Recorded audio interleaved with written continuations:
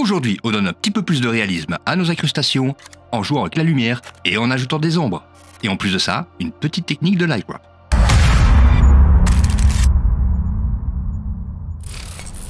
Hello tout le monde, et oui, aujourd'hui on va jouer avec la lumière. Ici ce qu'on va faire, c'est que je vais vous donner quand même une petite technique pour donner un petit peu plus de réalisme, par exemple un PNG, que ce soit inanimé ou animé, que vous auriez mis sur un autre fond, voire même encore, augmenter un petit peu les effets de lumière dans une vidéo. Et à la toute fin, je vous donnerai une petite technique pour le light wrap. Bon, ici, vous pourriez très bien partir d'une vidéo d'origine et ensuite vous retrouver dans Fusion, mais bon, moi, vous commencez à me connaître. Je vais dans la bibliothèque d'effets, partie effets, j'attrape une composition Fusion que je glisse dans ma timeline, j'ajuste la durée au besoin, je la sectionne et go dans Fusion. Mon media out, je vais le mettre un petit peu de côté et je vais aller rechercher les médias que je vais utiliser. Par exemple, dans ma bibliothèque de médias, j'ai déjà ajouté quelques petits éléments. Ici, on va commencer avec un dinosaure qui court. Je l'attrape, je le glisse et je le mets ici en visuel. Donc vous pouvez voir que nous avons un T-Rex qui court sur un fond vert. Premier petit problème, je vois qu'il n'est pas à la bonne résolution, donc je vais lui ajouter un resize. Je le sélectionne, CTRL par espace, resize, Enter. Et maintenant, il est en 1920 par 1080. Deuxième chose à faire, c'est de supprimer ce vilain fond vert. Donc je sélectionne mon resize, CTRL par espace, et là, vous choisissez, soit vous écrivez Delta Keyer, ou vous passez par son raccourci, qui est tout simplement DK. Pareil que pour le resize, j'attrape mon Delta Keyer, je le mets dans le visualiseur, ensuite, petite pipette, je l'attrape et je la glisse sur la partie verte. Ici, par contre, je vois que j'ai un tout petit souci, j'ai des petits reflets de vert sur le dos de mon dinosaure. C'est pas vilain, mais c'est pas joli non plus. Je reste sur mon Delta Keyer, partie inspecteur, je vais dans la partie fringe et le spill méthode, je le mets sur well done. Voilà, on peut remettre sur fit. Il ne reste plus qu'à connecter à notre media out, le mettre en visuel et on va directement ajouter un petit fond. On va pas s'embêter. Donc pour ça, je vais attraper un background. Ce background, je vais le mettre en gradient, radial, et je vais inverser les deux couleurs ici. Donc le noir va devenir blanc, et le blanc va devenir noir. Il me reste plus qu'à déplacer la petite ligne ici, histoire d'avoir un joli dégradé. Maintenant, je vais connecter la sortie de mon background à la sortie de mon Delta Keyer pour les merger ensemble, mettre mon media out en visuel, et me rendre compte finalement que mon background est par-dessus mon T-Rex. Je sélectionne mon merge, soit je fais un clic droit dessus et je clique sur le swap input, soit j'appuie tout simplement sur CTRL-T. Et voilà, premier problème de réglé. Maintenant, on va passer à nos effets. Alors, pour vous y retrouver plus facilement, parce qu'on va utiliser plusieurs personnages, ici, ce que je vais faire moi, c'est que je vais me mettre à la sortie du petit carré, maintenir la touche Alt et appuyer sur le clic gauche de la souris pour créer un point de connexion. Ensuite, je sélectionne mes nœuds, CTRL par espace et j'écris Underlay. Tout simplement pour la rajouter une petite boîte. Ceci vous permet de distinguer plus facilement les groupes que vous avez fait dans votre composition Fusion. Petite boîte d'ailleurs ici que je vais peut-être changer de couleur et la mettre en orange.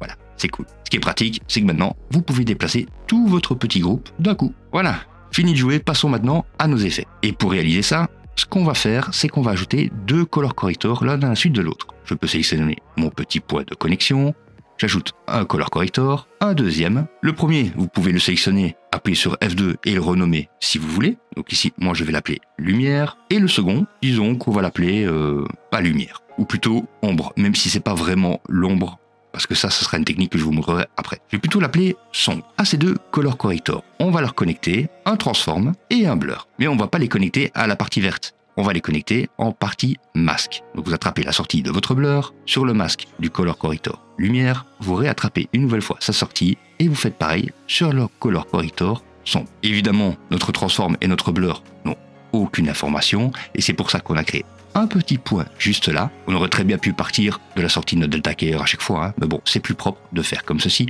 Et donc je vais attraper ma sortie et la connecter au transform. Et voilà l'information que nous avons mis en parallèle et qui se trouve connectée en partie masque sur deux color correctors. Si je prends celui de la lumière, regardez ce qui se passe si je commence à jouer un petit peu avec les couleurs ici. Je vais mettre le media out en visuel, c'est peut-être mieux. Ici, sur la partie orange, je fais changer toute la couleur de mon dinosaure. Avec le gain, je peux bien évidemment l'éclairer un petit peu plus ou le rendre un petit peu plus sombre. Mais ce n'est pas le but de notre partie lumière, parce que lui, je n'ai pas envie qu'il interagisse de cette manière. Donc je vais aller dans les settings et je le mets comme masque inversé. Et pour bien que vous voyez, donc ici sur le color corrector sombre, je vais réduire le gain pour que ça ait le même impact qu'avec celui de lumière, sauf que maintenant, celui de la lumière, si je change la couleur, il n'y a plus rien. Alors ici, je vais mettre sur un petit bleu léger, je vais augmenter un petit peu le gain et je vais tout simplement déplacer mon transform pour faire apparaître les petites couleurs qu'on vient d'ajouter. Et si vous trouvez que la démarcation est trop nette, c'est justement pour ça qu'on a ajouté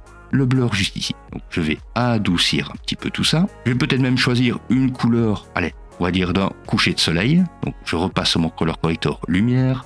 Je vais choisir un ton un petit peu orangé et avec mon transform, je vais positionner correctement la partie que je souhaite, on va dire, être simulée par un éclairage, comme ceci, et cela nous donne cela comme résultat. Bien évidemment, avec le color corrector sombre, lui, avec le gain, vous pouvez ajuster, on va dire, la tonalité générale de votre personnage. Donc ici, si tu es dans une zone, on va dire, assez ombragée, et là, si dans une zone, on va dire, assez éclairée. Reste à lui ajouter une petite ombre. Et cette ombre, on va la placer entre notre personnage et notre background. Car l'idéal, ce serait que les ombres des pattes soient en dessous plutôt qu'au-dessus. Donc ce qu'on va faire, c'est qu'on va utiliser un DVI.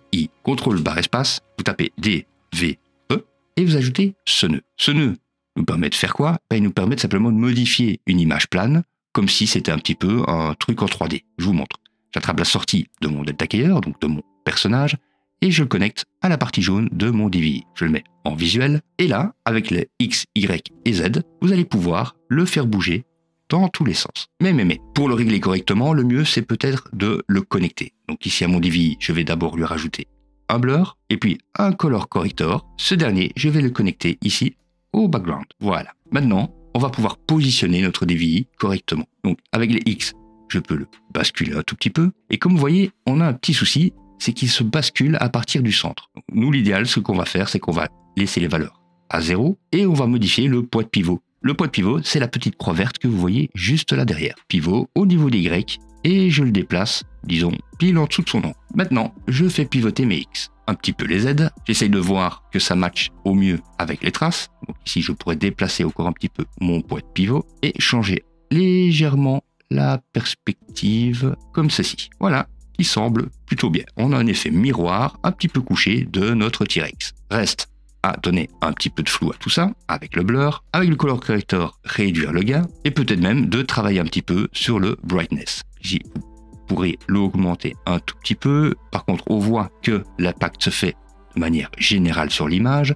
Alors pour éviter ceci, donc je vais quand même régler l'ombre comme je le désire, voilà. Et pour éviter que ça n'impacte le reste de l'image, je vais dans la partie options et j'active le Predivide Post Multiply. Voilà. De cette manière, on a une ombre, on va dire, assez réaliste. Et cette technique, bien évidemment, fonctionnera sur différentes animations. Par exemple, je vais déconnecter mon T-Rex, je vais enlever ce background-là, et je vais partir, disons, d'un salon. D'ailleurs ici, je ne crois pas qu'on ait vraiment besoin de mettre une ombre sur ce coup-ci. On va partir d'un salon, que je vais quand même mettre à la bonne résolution, hein. Contrôle barre espace, resize, voilà, et on va ajouter notre personnage. Donc ici, moi j'ai dit l'ombre, on n'en a pas spécialement besoin, mais si vous voulez, vous pouvez garder votre petit groupe avec un underlay, contrôle barre espace, underlay, et voilà, vous pourrez retrouver votre petit groupe qui vous servira à ajouter une ombre facilement. Et on le met en violet. Ici, mon transform, je vais remettre le center X et Y à 0, ma lumière, disons, je vais la mettre sur blanc, et je remets les paramètres du gain ici à 0, parce qu'évidemment, on est dans une nouvelle ambiance. Donc je vais prendre un petit personnage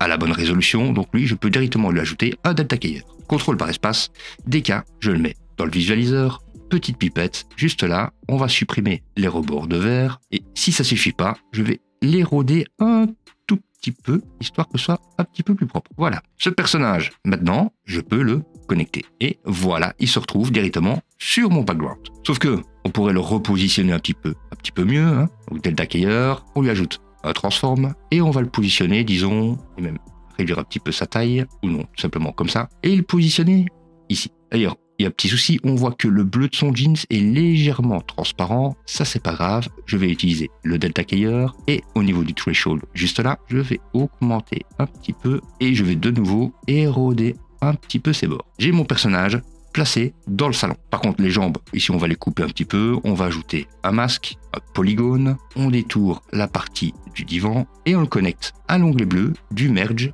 de notre background. Évidemment, si les jambes restent et que votre personnage disparaît, vous sélectionnez votre polygone et vous cliquez ici sur Invert. Reste maintenant plus qu'à déplacer notre petit transform juste ici pour donner des effets de lumière. Donc je vais réduire le blur pour qu'on voit bien et si je déplace mon transform, on voit que j'offre des petits effets de lumière à notre personnage. Et donc ici, on va simuler un éclairage par la fenêtre et peut-être par le plafonnier. Et une fois que c'est bien positionné, je donne un petit peu de flou aux bordures, voire beaucoup, mais ça, ce sera au choix. Et donc ici, on se retrouve avec un personnage qui est déjà un petit peu plus réaliste au niveau de son environnement. Et comme je vous l'ai dit au début, on peut faire ça avec une vidéo aussi. Mais là, il vous faudra la version studio de DaVinci Resolve parce qu'on va utiliser le Magic Mask. Je vous montre, je vais supprimer cette partie-là, je supprime le background et on va partir de cette vidéo. Je vais bien évidemment mettre à la bonne résolution, hein. Commence à avoir l'habitude. Et maintenant, je vais faire une copie de ces deux nœuds-là, copier. Je vais juste ici, je fais un coller et je les mets en background.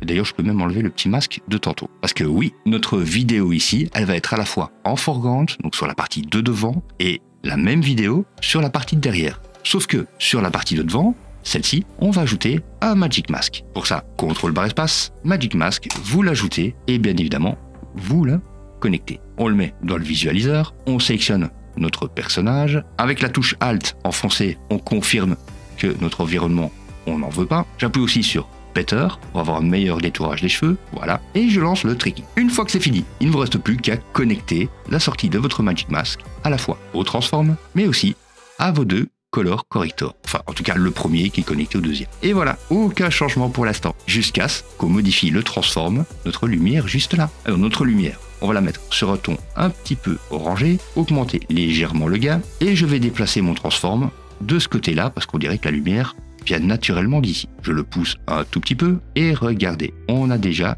nos premiers effets. Alors, toujours de la même manière, si vous voulez adoucir ça, vous mettez un petit peu plus de blur, ou un petit peu moins si vous voulez ça très brut. Mais là, c'est vraiment pas beau. Donc, on va mettre un petit peu de flou. La lumière est un petit peu trop intense, donc je vais réduire un tout petit peu le gain. Et voilà. Allez, on passe maintenant à la dernière technique. Je vous en avais parlé au début. On va faire un petit peu de light wrap. Donc pour ceux qui ne savent pas ce que c'est en fait donner un petit détourage général de notre personnage, histoire que ça matche correctement avec le fond. Plutôt que de vous faire un long discours, mieux vaut vous montrer un petit exemple. Donc je vais récupérer mon Media Out. Alors, ici pour cette deuxième technique, on va aller un petit peu plus vite. On va prendre ce fond qui est en résolution un petit peu trop élevée, mais c'est pas grave, on va l'utiliser comme ça et on va placer par-dessus ce monsieur. Voilà, lui par contre, je vais le positionner correctement, je vais le remonter un tout petit peu, et augmenter un tout petit peu sa taille aussi. Lui, on voit qu'il a déjà un petit light wrap d'origine, mais il correspond pas vraiment à la couleur de la pièce. Alors ce qu'on va faire, c'est qu'on va un petit peu tricher. Ici, à mon merge, où est connecté mon PNG, je vais rajouter un merge juste à côté, et je vais ajouter aussi deux bitmaps. CTRL/espace. Voilà, un premier, et juste en dessous, je fais pareil, j'en ajoute encore un. La sortie du bitmap 1, je le connecte en partie masque au bitmap numéro 2, et la sortie du bitmap numéro 2, je le connecte au masque du merge numéro 4, enfin du deuxième merge. Ensuite, mon bitmap numéro 2, je le sélectionne, partie aspecteur, et le paint mode, je le mets sur multiply. Le bitmap numéro 1, vous le sélectionnez, et lui, vous le mettez sur invert. Il ne vous reste plus qu'à attraper la sortie de votre PNG, ou de votre personnage animé, et de le connecter aux deux onglets jaunes des bitmaps. Et voilà, il ne se passe rien du tout. En fait, ce qu'on a fait, c'est qu'on a simplement placé un masque par-dessus notre PNG. Un masque avec juste une bordure comme ceci qu'on va pouvoir adoucir avec le bitmap numéro 1. Vous attrapez le soft edge et vous adoucissez au besoin. Il nous reste une dernière étape. C'est simplement de reproduire les couleurs de notre fond directement sur ces bordures-là. Pour ça, vous attrapez la sortie de votre fond et vous connectez à l'onglet vert du deuxième merge qui est par-dessus votre personnage. Voilà, on a déjà un petit résultat. Si je désactive le merge juste là, on voit que notre personnage avait une couleur, un petit détourage on va dire, avait une petite couleur d'ambiance un peu blanche, et avec notre connexion ici, il est passé aux couleurs de la pièce. Mais vous pouvez encore augmenter un petit peu les effets si vous désirez. Pour ça, je vous suggère par exemple de sélectionner un petit peu les lumières que vous voulez garder, pour utiliser un Luma Keyer, CTRL/espace, Luma, voilà, et vous le connectez sur cette petite connexion là qui va à l'onglet vert du merge. Vous l'attrapez, vous maintenez la touche Shift, et dès que vous voyez les couleurs, vous lâchez. Voilà, il est bien connecté. Ce Luma Keyer, bien évidemment, il va vous permettre de retirer quelques parties de lumière ou d'augmenter l'effet. Et ce que vous pouvez même faire en plus, c'est lui ajouter un blur, histoire que ça ne se marque pas trop fort. Mais si vous voulez que ça se remarque un petit peu plus, à ce moment-là, vous ajoutez un glow. Après mon blur, contrôle barre espace, glow, et à ce moment-là, vous pouvez augmenter l'effet si vous désirez. Voilà. En ce qui concerne la diffusion, vous revenez au bitmap numéro 1, et soit vous diffusez un petit peu plus, soit un petit peu moins. Et voilà, ça c'est avec, et ça c'est sans. Sur ce, merci de m'avoir suivi, n'hésitez surtout pas à laisser un petit pouce vers le haut, à vous abonner si ce n'était toujours pas fait, à laisser des commentaires pour phagocyter l'algorithme de YouTube, et bon, portez-vous bien, et à la prochaine. Ciao ciao.